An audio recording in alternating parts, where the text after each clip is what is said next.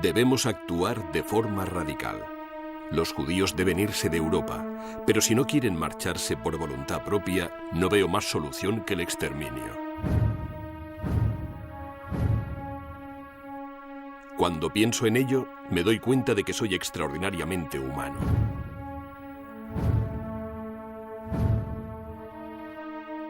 Hace mucho que terminó la Segunda Guerra Mundial, pero el mundo de pesadilla de Adolf Hitler aún representa el mal extremo. Su legado fueron 40 millones de muertes, incluyendo el intento de aniquilación de toda una raza.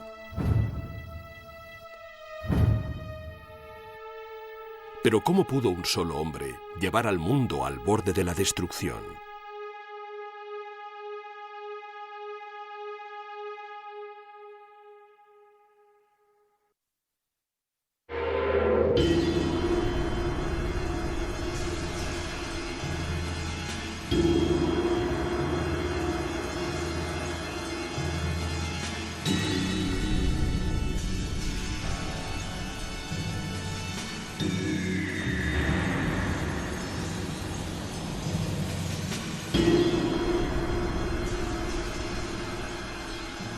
Historia de Hitler. Primera parte.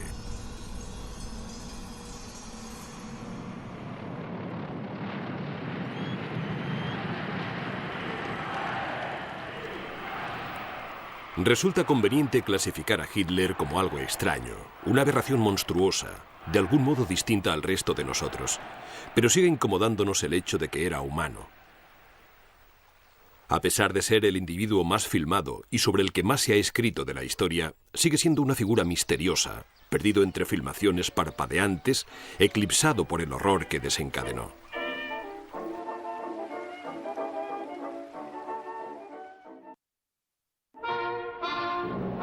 Idolatrado y adorado por millones de personas, Hitler inspiraba una lealtad inquebrantable. Winston Churchill le describió como ese hombre retorcido, depositario y personificación de un odio que destruye el alma. Pero para sus devotos seguidores era un héroe mítico y amenazador envuelto en una capa de justa venganza. Pero, ¿qué le dio a este hombre el poder de desencadenar la mayor matanza de masas en la historia de la humanidad? Denn als unsere Partei gerade 7 Mann hoch war, sprach sie schon 2 Grundsätze aus. Erstens, sie wollte eine wahrhaftige Weltanschauungspartei sein. Und zweitens, sie wollte daher kompromisslos die einzige Macht und alleinige Macht in Deutschland.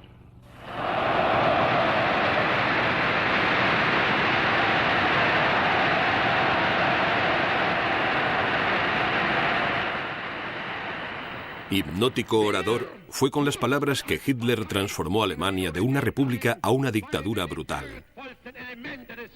Fue con las palabras que lideró a su país por el camino de la guerra. Es a través de las grabaciones de sus discursos y conversaciones que debemos intentar comprenderle.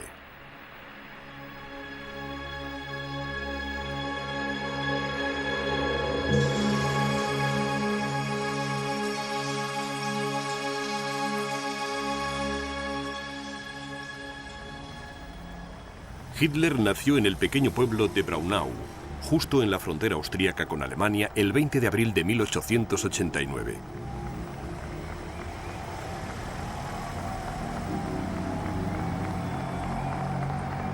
Fue el cuarto hijo de Clara, cuyos 3 primeros hijos habían muerto siendo aún pequeños.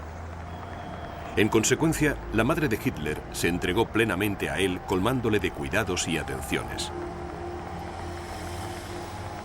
El joven Adolf era un niño impaciente, gandul e infeliz que no se llevaba muy bien con su autoritario padre, Alois, un funcionario de baja categoría. En el fondo, pensaba que su hijo debería ser funcionario del Estado, pero me asqueaba solo pensar que un día yo estaría encadenado a una silla de funcionario. Yo solía decirle a mi padre, «Padre, piensa que...» y me interrumpía de inmediato. «Hijo, no necesito pensar, soy funcionario».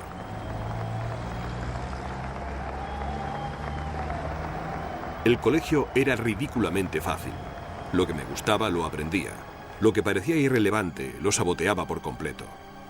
Mis mejores asignaturas eran, con diferencia, geografía e historia. Siempre sacaba las mejores notas. Por otra parte, no tenía un comportamiento precisamente impecable. Me convertí en un pequeño cabecilla y era difícil de dominar. En realidad, la conducta de Hitler era perfectamente satisfactoria, pero nunca fue muy buen estudiante. Sus notas eran tan malas que se vio obligado a abandonar los estudios a los 16 años. Como de costumbre, la memoria de Hitler era altamente selectiva.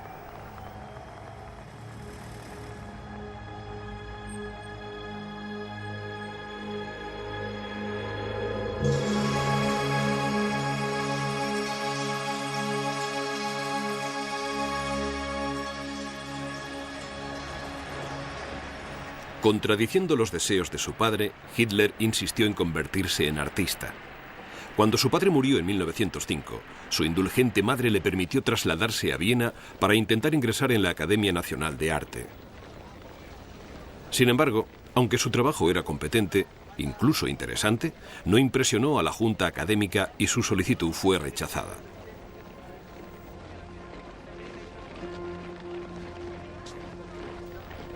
Para mí, Viena representa 5 años de dureza y miseria. Años en los que me vi obligado a ganarme la vida, primero como peón y después como pintor. No tenía más amigos que la preocupación y el hambre insaciable. A pesar del dudoso entorno que me rodeaba, siempre conservé mi buen nombre.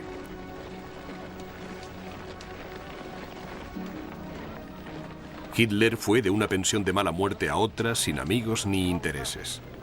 Vivía de su pequeña pensión de orfandad y del poco dinero que su madre podía enviarle.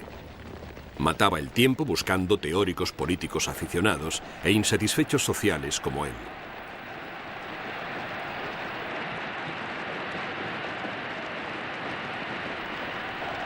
Se volvió intolerante. Odiaba el tabaco y el alcohol, a los marxistas, a los oficiales militares, el sistema educativo que le había rechazado y a los judíos.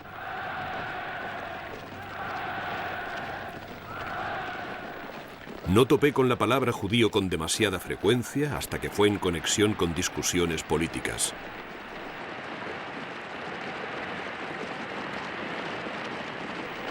El hecho de que los judíos hubieran sido perseguidos convirtió en honor mi disgusto al oír comentarios críticos sobre ellos. Entonces, un día, mientras paseaba por el centro de Viena, me encontré con una aparición que llevaba un caflán negro y rizos de pelo negro. ¿Esto es un judío? Seguro que en Linz no tenían ese aspecto. Compré mi primer panfleto antisemítico, pero las acusaciones me parecieron monstruosas. Entonces, fuera donde fuera, empecé a ver judíos. Y cuanto más les veía, más se diferenciaban del resto de la humanidad. Mis ideas con respecto al antisemitismo sufrieron la mayor transformación de todas. Ya no evitaba las discusiones sobre la cuestión judía, ahora las buscaba. Gradualmente empecé a odiarles. Había dejado de ser un cosmopolita de carácter débil y me convertí en antisemita.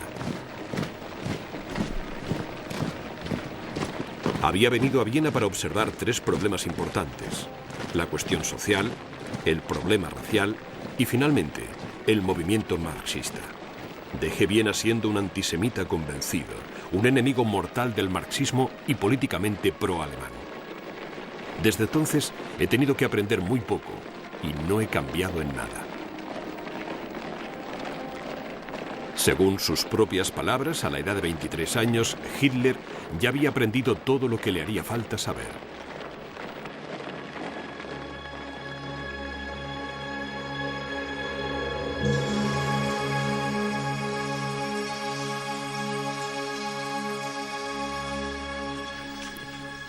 Cuando la Primera Guerra Mundial se extendió por Europa, Hitler vio la oportunidad de cambiar su vida miserable y sin sentido. Como sabía que el destino de Alemania y Austria no se decidiría solamente en el ejército austríaco, me alisté en el ejército alemán. El cambio pareció irle bien. Los enfrentamientos de 1914 fueron una especie de redención de las vejaciones de mi juventud. Aún hoy no me avergüenza decir que me puse de rodillas y di gracias a Dios con el corazón desbordado. Sirviendo como soldado mensajero de la compañía y después como cabo, Hitler participó en 48 batallas, fue herido 2 veces y recibió la Cruz de Hierro de primera clase por su valentía en combate.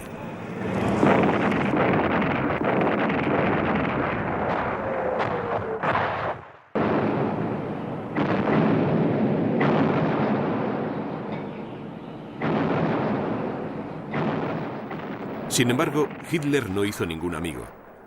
Meditando en las trincheras, tenía ataques de furia y declamaba a sus compañeros soldados sobre comunistas y judíos.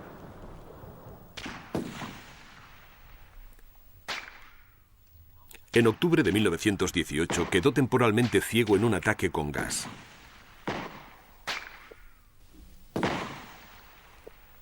Un mes más tarde, mientras yacía convaleciente en una oscura habitación de hospital, una oscuridad más profunda se apoderó de Alemania. La guerra estaba perdida.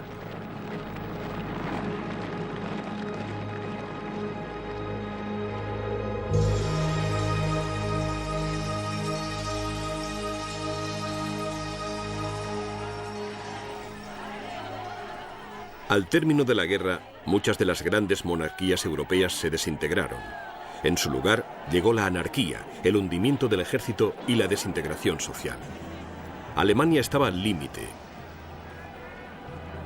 Franjas de sus territorios fronterizos eran confiscadas por potencias extranjeras. El país había sido despojado de su ejército y se hundía en las deudas de guerra. Comunistas, monárquicos y desempleados salieron a las calles. Alemania se estaba sumergiendo en la anarquía. Hitler, que técnicamente aún formaba parte del ejército, fue asignado para espiar a los grupos más disidentes. Uno de estos grupos, que se hacía llamar Partido Obrero Alemán, tenía solo 25 miembros, pero llamó su atención. Esta pequeña y absurda organización, con escasos miembros, parecía contar con la ventaja de dar una oportunidad al individuo para realizar verdaderas actividades personales. Cuanto más pequeño era un movimiento, más fácil sería ponerlo a punto. Hitler se unió a este grupo y en menos de 6 meses se convirtió en su principal portavoz y su don natural para hablar en público atrajo cada vez a más gente. A principios de 1920 ya atraía a 1 millar de personas. Al cabo de un año, Hitler ya se había impuesto como presidente del grupo y le había cambiado el nombre por el Partido Nacional Socialista Obrero Alemán, o NSDAP, más conocido como nazi. También adoptó la svástica como emblema del partido. Recuerdo en 1923 la primera vez que hablé en un local con capacidad para más de 2000 personas. Les dije: en las masas hay una gran energía aletargada y solo espera al hombre que la despierte de su sueño y la lleve a la gran batalla para el destino de la raza alemana. Pocos meses después, la economía alemana finalmente se hundió. La inflación subió vertiginosamente. Era más barato quemar el dinero que comprar leña.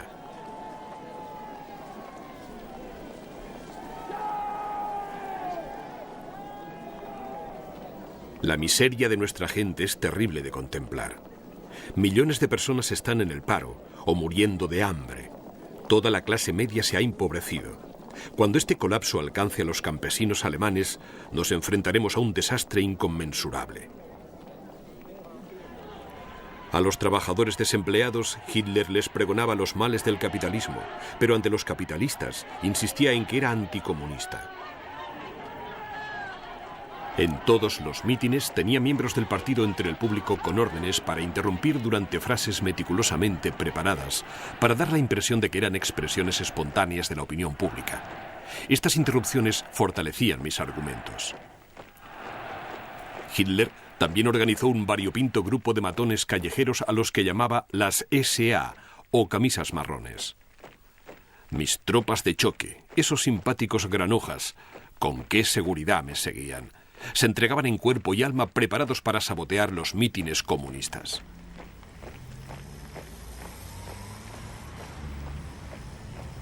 Les ordené que trataran a nuestros oponentes con dureza y les echaran de nuestros mítines.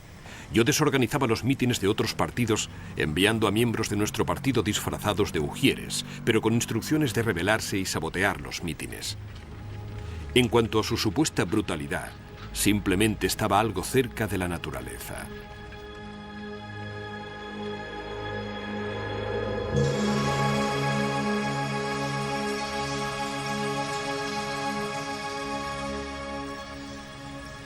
A lo largo de los siglos, la fuerza y el poder han sido factores determinantes. Solo la fuerza manda. La fuerza es la ley primordial. Si quieres guiar bien a la gente en un periodo difícil de la historia, no debes dudar de que cualquier individuo que activa o pasivamente se excluya de las actividades de la comunidad debe ser destruido. Los extremos deben combatirse con extremos. Debemos ser, antes que nada, los nacionalistas más fanáticos. La vida económica de una nación depende de la fortaleza de un Estado nacional. No depende de frases como libertad para el pueblo.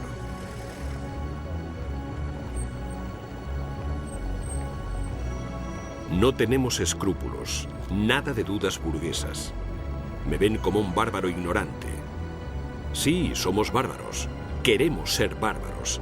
Es un título honorable. En 1923, Hitler y sus bárbaros finalmente vieron la posibilidad de ejercitar su creciente brazo político. 3.000 miembros del partido nazi salieron a las calles de Múnich en un intento de derrocar al gobierno bávaro. Creían que la policía cooperaría, pero en vez de eso, dispararon contra los nazis y mataron a 16. 3 días más tarde, Adolf Hitler, de 34 años, fue arrestado y acusado de traición. Sentenciado a 5 años de cárcel, Hitler pasó el tiempo dictando sus memorias a su leal acólito Rudolf Hess. Mein Kampf, o Mi lucha, era una larga e inconexa diatriba contra los objetivos favoritos de Hitler: judíos, extranjeros de todas clases y comunistas. Hitler solo estuvo encerrado 11 meses, pero a él le bastó para cambiar de opinión en cuanto a política revolucionaria. En lugar de trabajar para llegar al poder mediante un golpe armado, tendremos que respirar hondo y entrar en el gobierno. Si ganarles en votos tarda más que ganarles a tiros, por lo menos el resultado estará avalado por su propia constitución. Tarde o temprano obtendremos la mayoría y cuando ocurra, Alemania será nuestra.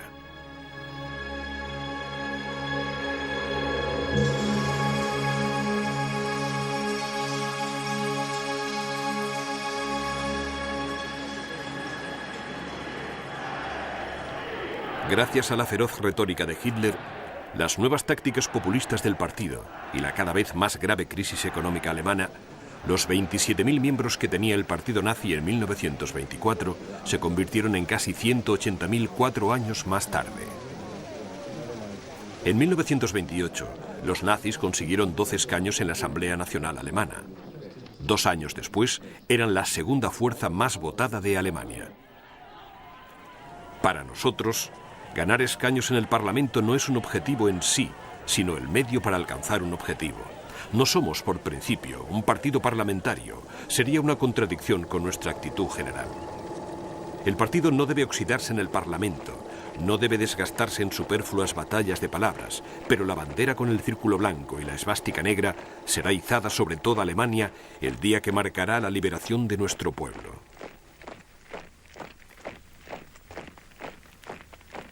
En las elecciones presidenciales de 1932, Hitler se presentó contra el anciano presidente alemán y héroe de la Primera Guerra Mundial, el capitán general von Hindenburg. De una forma o de otra, si las elecciones no son decisivas, la decisión debe tomarse por otros medios. Hitler no fue elegido presidente, pero a estas alturas el partido nazi se había convertido en el más grande de Alemania. Pero Hitler no tenía ninguna intención de cooperar con otros partidos políticos. Y en un intento de controlar la violencia nazi, Hindenburg nombró a Hitler canciller. Al cabo de 6 meses, Hitler prácticamente gobernaba el país, ignorando por completo al octogenario Hindenburg. Cuando Hindenburg murió el siguiente agosto, el cargo de presidente y el de canciller se unificaron para crear el cargo de líder, Führer en alemán. ¡Ajá! ¡Qué gran inspiración tuve al rechazar el cargo de presidente del Reich! ¿Pueden imaginarlo? Presidente Adolf Hitler. No hay título mejor que el de Führer.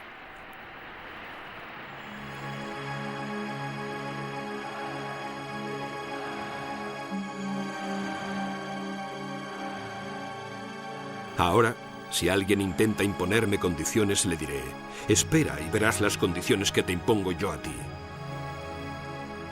Solo yo lidero el movimiento. Nadie me impone sus condiciones.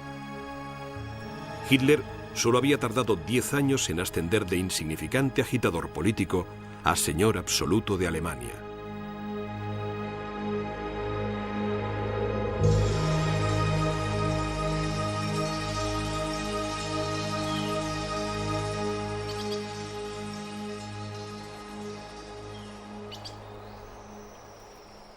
A pesar de su habilidad para dominar a las masas, Adolf Hitler se sentía incómodo entre la gente y nunca fue capaz de mantener amistades duraderas. Para muchos parecía que el Führer solo se sentía seguro tras un podio.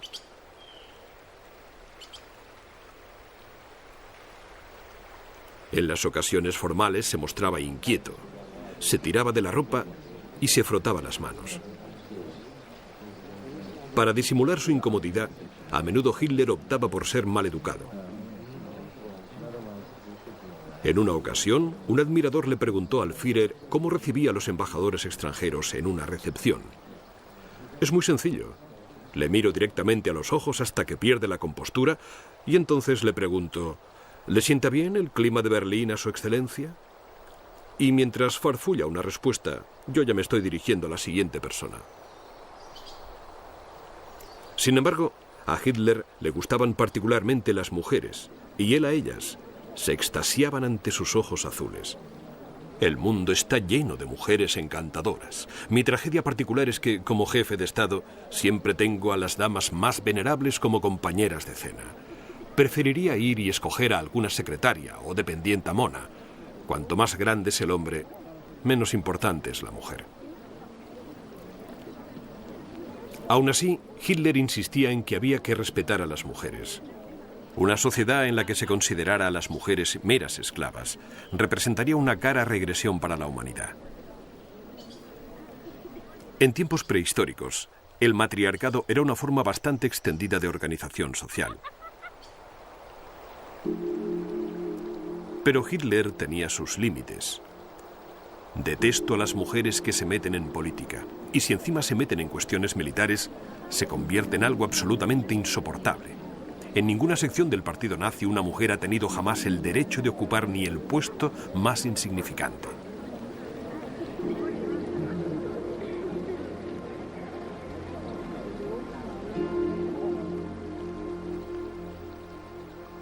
El objetivo de una chica debería ser el matrimonio. La naturaleza quiere que una mujer sea fértil. A muchas mujeres se les va un poco la cabeza si no pueden tener hijos. Es 1000 veces mejor que tenga hijos y, por lo tanto, una razón para existir.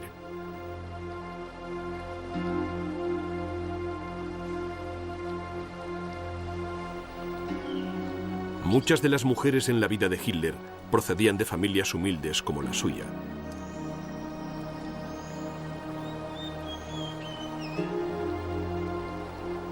La única compañera a largo plazo de Hitler fue Eva Braun. Era una joven y bella dependienta que le acompañaría con devoción hasta el final, cuando se convirtió en su esposa.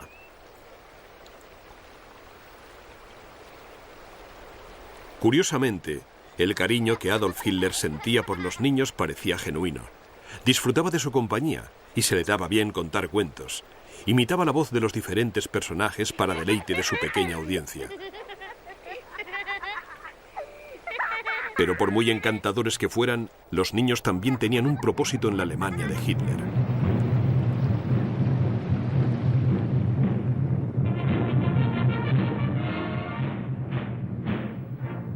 Las Juventudes Hitlerianas era una organización creada a imitación del movimiento Scout. Pero las juventudes hitlerianas aprendían a lanzar granadas de mano y jurar lealtad incondicional al Führer y al partido nazi. Me satisface mucho ver cómo ayudamos a la juventud de Alemania a crear unos lazos aún más fuertes con el nacionalsocialismo y el pensamiento alemán.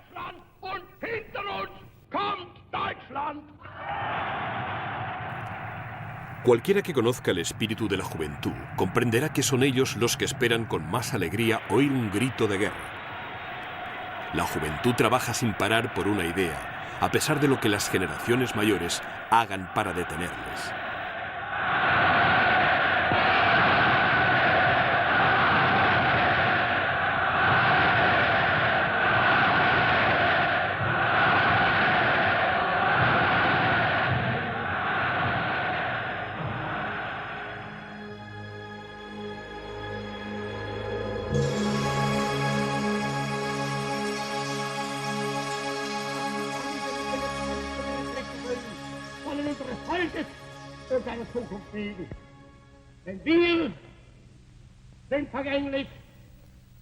Con su dura y áspera voz y su don para el dramatismo, Hitler conseguía ejercer un efecto casi hipnótico sobre vastas multitudes. Pero su éxito no se basaba solo en la técnica. Era lo que decía. Como tantos líderes políticos antes y después de él, Hitler descubrió que una forma rápida y eficaz de unir a la gente era encontrando un enemigo común.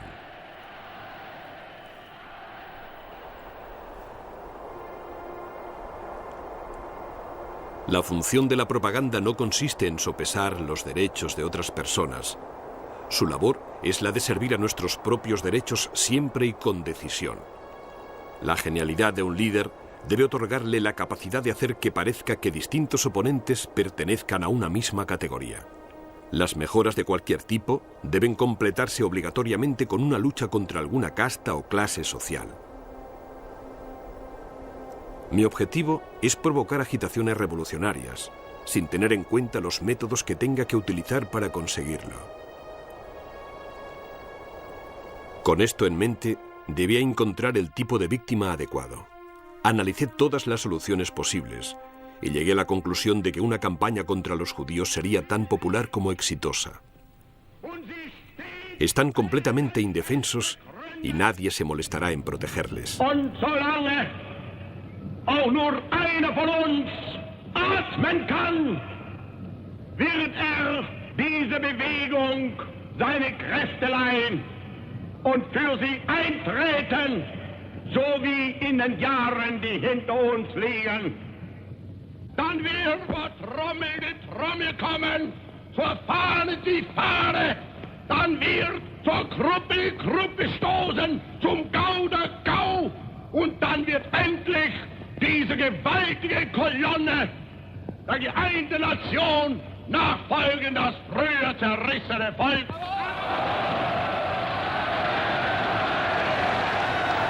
Siempre iniciados con tonos casi susurrados, los discursos de Hitler se convertían en cuestión de minutos en fanáticas diatribas. Inevitablemente, cuando llegaba a ese punto, miembros de la audiencia empezaban a desmayarse. Hitler estaba más que satisfecho con los resultados y despreciaba a las masas como si fueran ovejas o ganado que se dejaban guiar ciegamente. Toda la propaganda debe ser popular y su nivel intelectual debe ajustarse a la inteligencia más limitada. En consecuencia, cuanto mayor sea la masa a la que hay que llegar, más bajo deberá ser el nivel intelectual de la propaganda. La propaganda debe evitar exigir un esfuerzo intelectual del público. La gente necesita un miedo saludable. Quieren algo que temer. Quieren que alguien les asuste y les vuelva terriblemente sumisos. El terror es algo absolutamente indispensable para fundar una nueva potencia.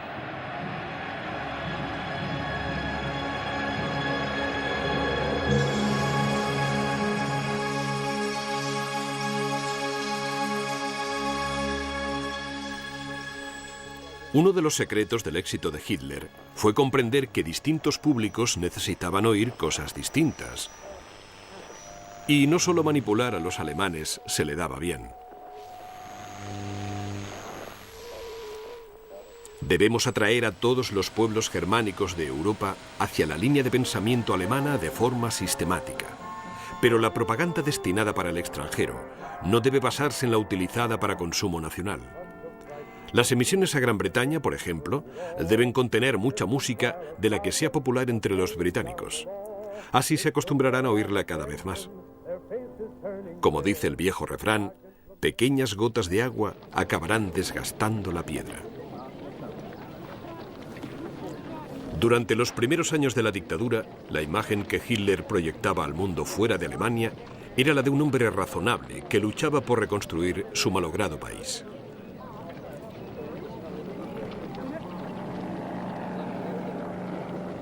En Alemania, la gente decide cómo quiere vivir.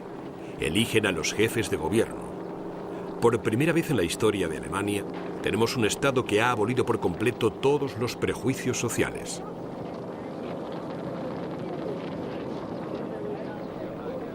Afirmo definitivamente que las minorías que viven en Alemania no son objeto de persecución.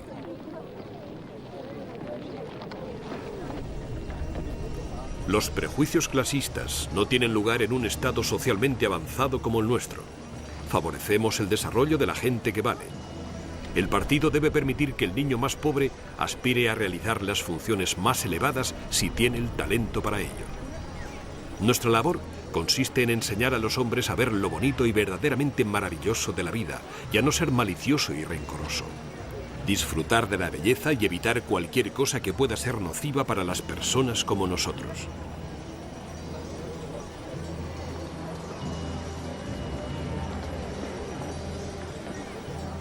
Hitler le dijo al mundo exactamente lo que éste quería oír. No quiero imponer el nacionalsocialismo a nadie a la fuerza. Si sé que algún país quiere seguir siendo una democracia, pues bien, debe seguir siendo una democracia cueste lo que cueste.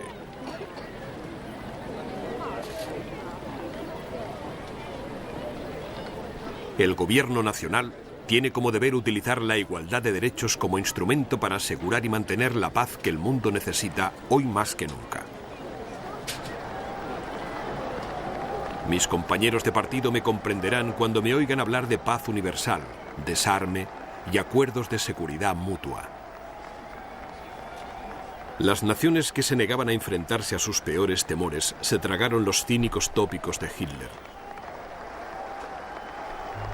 Pero los compañeros de partido de Hitler sabían de sobra qué pensaba en realidad.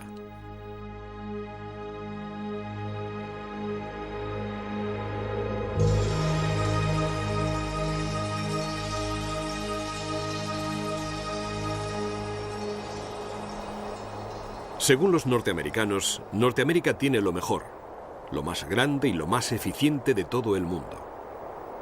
Tiene el cerebro de una gallina. Bueno, la desilusión será aún mayor cuando su castillo de cartas se venga abajo. Los británicos no conocen el concepto de caballerosidad en la guerra. Son realistas, no tienen escrúpulos y son fríos como el hielo. Los alemanes siempre se ven limitados por sus escrúpulos morales. Los actuales mandatarios de Rusia son criminales comunes. La escoria de la humanidad que ha quitado de en medio a miles de personas por su salvaje sed de sangre. No olvidemos que el judío internacional domina Rusia por completo. Aún así, a su manera, Stalin es un gran tipo.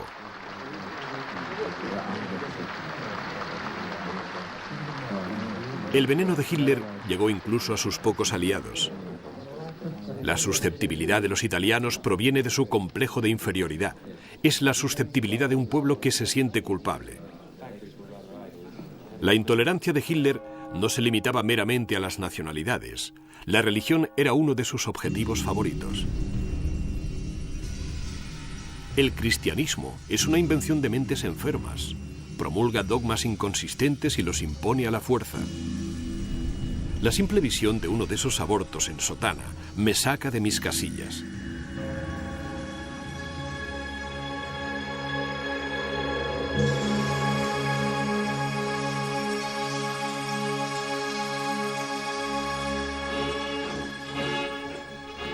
Para Hitler, el pueblo alemán era especial.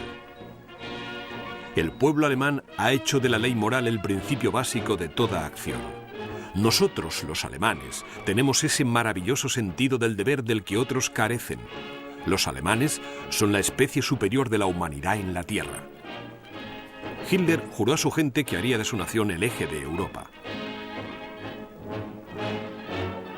El pueblo germánico debe ser el núcleo alrededor del cual toda Europa se federará.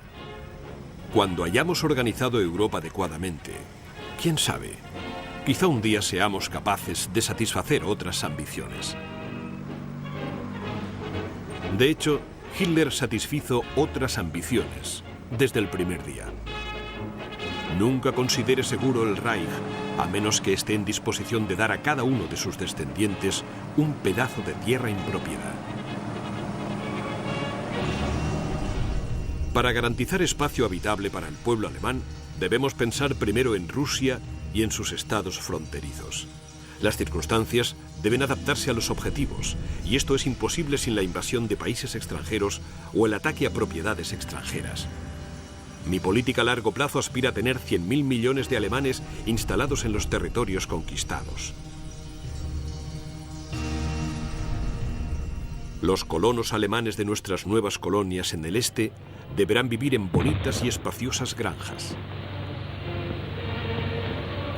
Más allá, habrá otro mundo en el que los rusos podrán vivir como quieran. Prohíbo absolutamente la organización de cualquier tipo de higiene o limpieza en dichos territorios. Nada de vacunas ni jabón para limpiarse la porquería.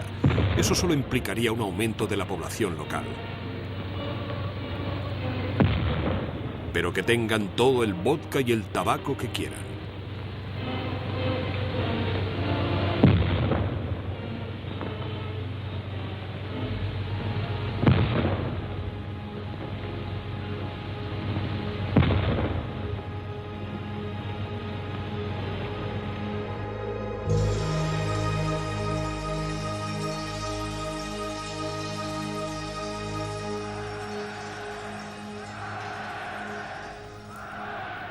Desgraciadamente para la historia, Hitler no era de los que hablan mucho y hacen poco.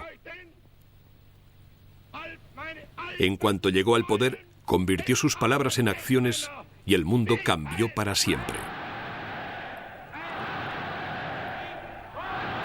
Alemania solo puede salvarse con la acción. Un gobierno necesita poder, necesita fuerza. Debe imponer las ideas que considera correctas con mano de hierro.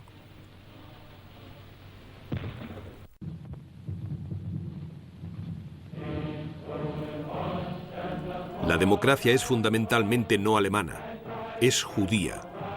Esta democracia judía, con sus decisiones de la mayoría, siempre ha sido un medio para la destrucción del liderazgo ario.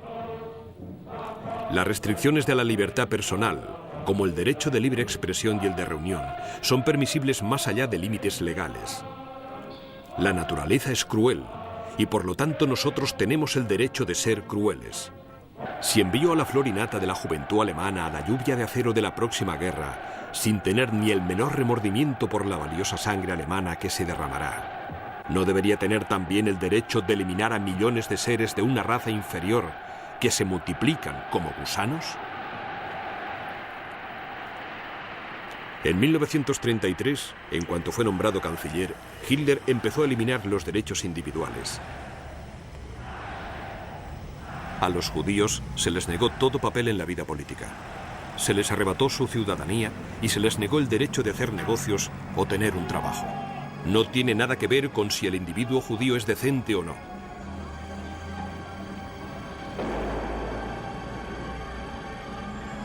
Mi primera labor será la aniquilación de los judíos.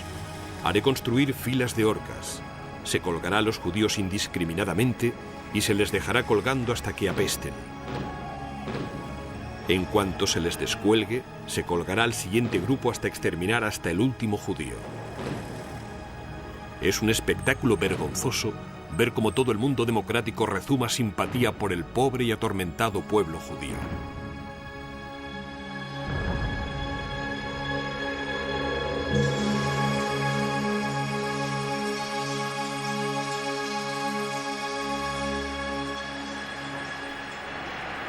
Si Hitler quería tener alguna oportunidad de desafiar al mundo y crear el Tercer Reich que su amada Alemania merecía, Primero iba a tener que reflotar la economía y después conseguir el rearme. Ninguna política económica es posible sin la espada. No hay industrialización sin poder.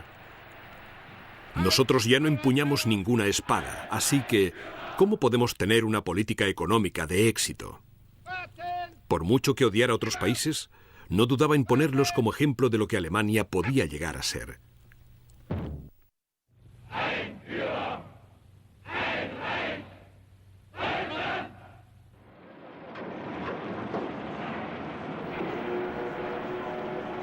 En Norteamérica todo está fabricado a máquina. Así sus trabajadores no necesitan ser especializados y por lo tanto son sustituibles. En ese aspecto estamos muy por detrás de los norteamericanos.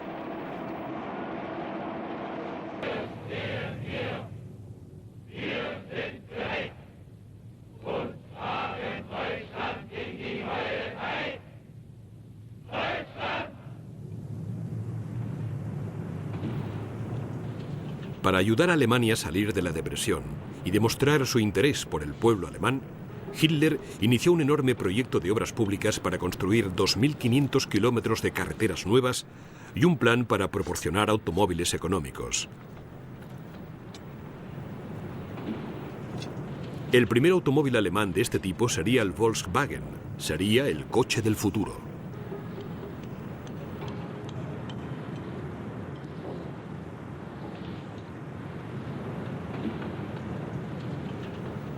Los coches económicos eran el menor de los problemas de Alemania. No contaba con prácticamente ninguno de los recursos naturales que requería la industria pesada. Conseguir bienes naturales quería decir cogérselos a otro, por la fuerza.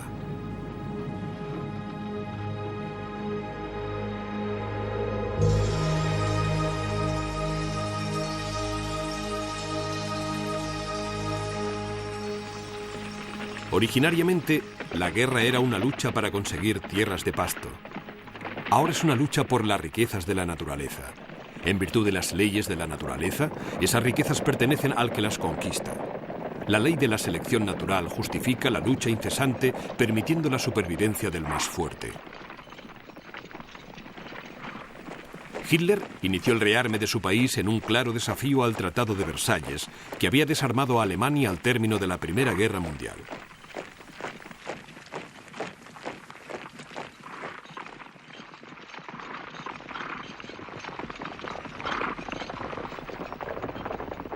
En 1934, el ejército alemán contaba con 100.000 hombres, ningún tanque, ningún avión y muy poca artillería. Al cabo de 5 años, Hitler había pasado de 8 divisiones a 38, con un total de más de 4 millones de hombres. Hitler exageraba constantemente el potencial militar de Alemania como si desafiara a los demás a que le detuvieran.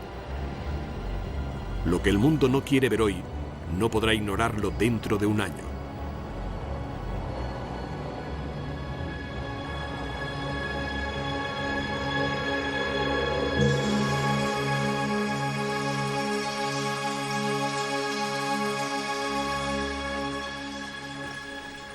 A pesar de su actitud y sus amenazas, Hitler sabía que Alemania no estaba preparada para una guerra prolongada. Sus recursos naturales limitados y la amenaza de un bloqueo naval impuesto por la Gran Bretaña requería algo nuevo, algo rápido y devastadoramente eficaz.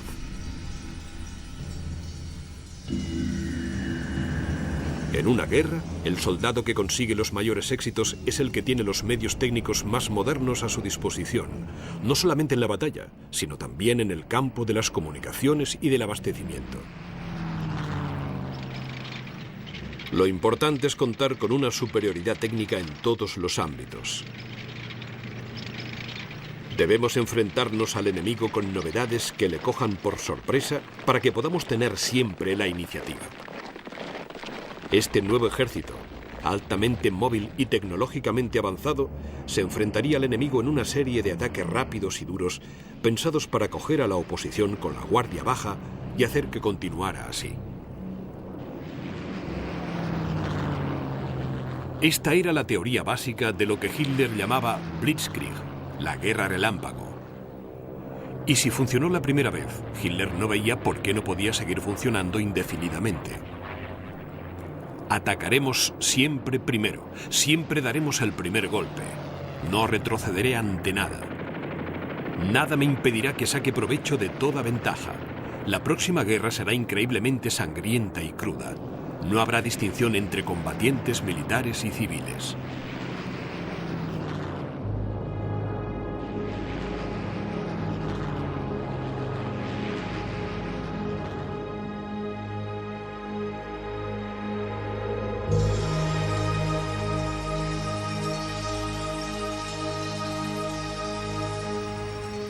Alemania está perfectamente preparada para renunciar a todas las armas ofensivas. Alemania está preparada para llegar a un acuerdo solemne de no agresión. Como Estado fuerte que somos, estamos dispuestos a embarcarnos en una política de entendimiento con el mundo que nos rodea. No queremos nada de los demás, no tenemos ningún deseo ni petición. Queremos la paz. Mientras Hitler hablaba de paz, el ejército se preparaba para la guerra. El 27 de febrero de 1936, las fuerzas alemanas entraron en Renania, el antiguo corazón industrial de Alemania, que había sido dividido entre Francia y Bélgica después de la Gran Guerra. Una vez más, Hitler habló al mundo y esperó la reacción de Europa. Ahora que Renania ha recuperado la soberanía alemana y la igualdad, espero de todo corazón que la inteligencia y la buena voluntad de los gobiernos europeos responsables consigan mantener la paz para Europa.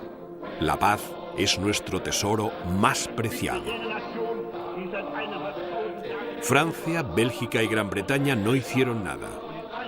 Personalmente, Hitler sintió un gran alivio. Las 48 horas tras la marcha hacia Renania fueron las peores de mi vida. Si los franceses hubieran tomado Renania, hubiéramos tenido que retirarnos con el rabo entre las piernas. Los recursos militares de que disponíamos habrían sido totalmente inadecuados siquiera para una resistencia moderada. Para celebrar su primera gran victoria, Hitler y el partido nazi celebraron un gran rally en la ciudad de Nuremberg. Se regocijó con la anexión de Renania. Puede que en el extranjero no les gustemos, pero nos respetan y tenemos su atención. Eso es lo importante. Sobre todo, hemos dado la mejor de las suertes a millones de nuestros conciudadanos, su regreso a nuestro gran Reich alemán.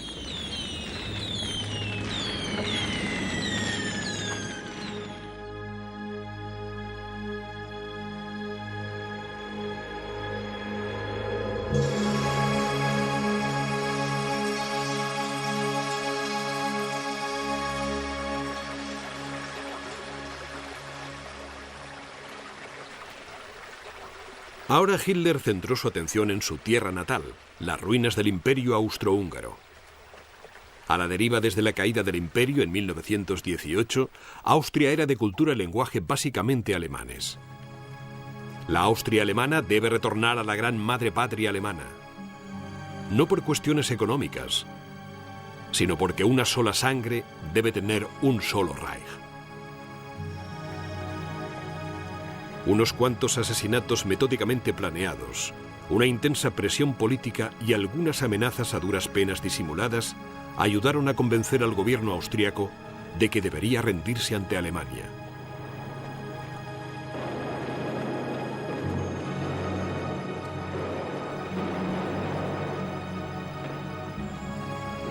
El 11 de marzo de 1938, el ejército alemán cruzó la frontera. Una vez más, el Reich de Hitler se expandía sin un solo disparo.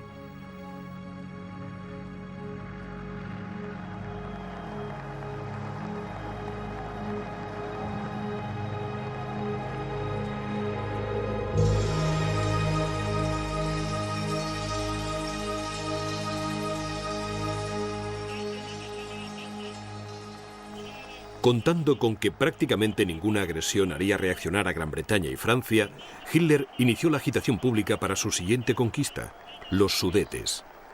109.000 kilómetros cuadrados de antiguo territorio alemán cedido a Checoslovaquia al término de la Primera Guerra Mundial.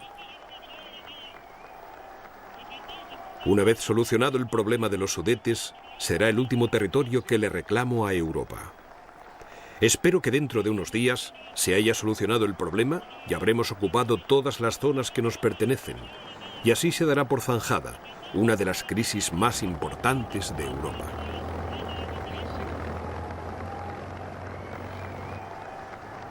Me doy perfecta cuenta de cómo se siente Herr Hitler, que debe abogar por los otros alemanes. Una vez me dijo en privado, y anoche lo repitió públicamente, que en cuanto se haya zanjado el problema de los Sudetes, ese habrá sido el último territorio que le reclamará a Europa. El gobierno británico y el francés creyeron a Hitler, y a finales de 1938 firmaron un tratado de paz en Múnich, permitiendo a Alemania que se quedara con los Sudetes y protegiendo a Checoslovaquia de posibles pérdidas futuras.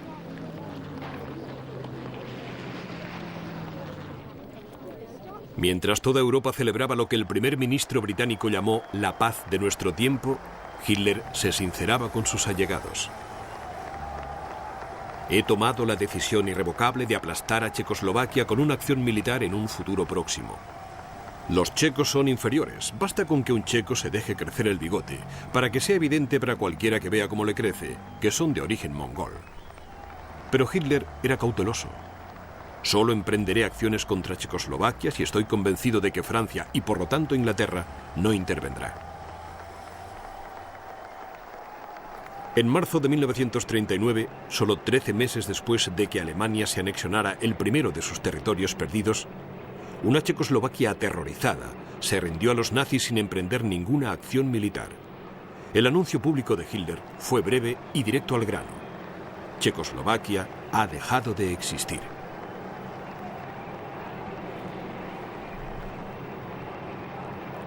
La toma de Checoslovaquia solo 4 meses después de garantizar su seguridad no sería el último pacto que Hitler iba a romper ese año.